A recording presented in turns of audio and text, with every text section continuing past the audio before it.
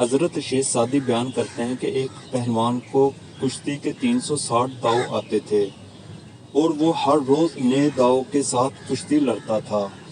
ایک مرتبہ اسے ایک ایسا شاگرد مل گیا جو اسے بے حد پسند آیا اور اس نے اسے ایک داؤ کے علاوہ باقی تمام داؤ سکھا دیے۔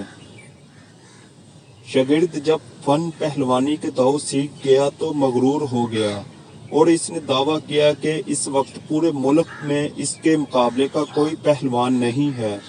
اس کا یہ دعویٰ اس حد تک بڑھ گیا کہ کہنے لگا کہ میرا استاد صرف میرے لیے احترام کے لائق ہے، ورنہ اس میں بھی اتنی طاقت نہیں کہ وہ مجھے زیر کر سکے۔ میں اس وقت فن پہلوانی میں سب پہلوانوں سے ماہر اور طاقتور ہوں۔ بادشاہ وقت کو جب اس کے اس دعویٰ کی خبر ہوئی تو اس نے استاد اور شاگرد دونوں کی کشتی کا اعلان کیا۔ چونکہ حکومتی سطح پر اس کشتی کا اختتام کیا گیا تھا، اس لیے ایک وسیع میدان سج گیا۔ مقررہ وقت پر بادشاہ اپنے وزیروں اور مشیروں کے ہمراہ اس میدان میں پہنچ گیا۔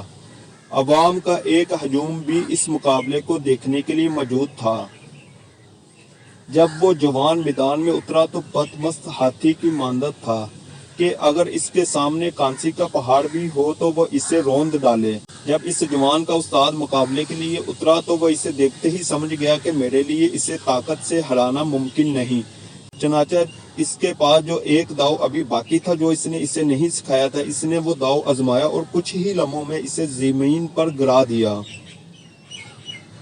اس جوان کے پاس اپنے استاد کی اس داؤ کا کوئی توڑ نہ تھا اور اس نے کچھ ہی لمحوں میں اپنی شکست تسلیم کر لی۔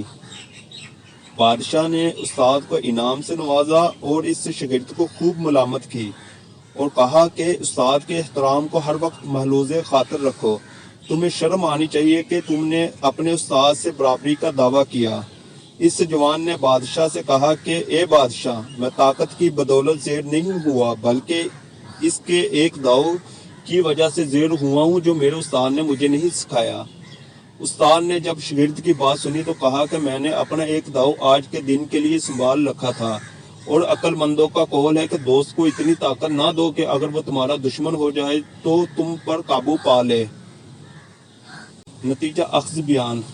حضرت شیخ سعدی اس حکایت میں بیان کرتے ہیں کہ جب بھی کوئی شخص کسی چیز میں کمال حاصل کر لے تو اس کا یہ خیال کرنا کہ اس کے مقابلے میں کوئی نہیں تو یہ اس کی خام خیالی ہے، اور استاد کے احترام کو ہمیشہ ملحوظ خاطر رکھو کہ تم اسی کے تربیت یافتہ ہو اور وہ مرتبہ مقام میں تم سے کئی گنا آگے ہے۔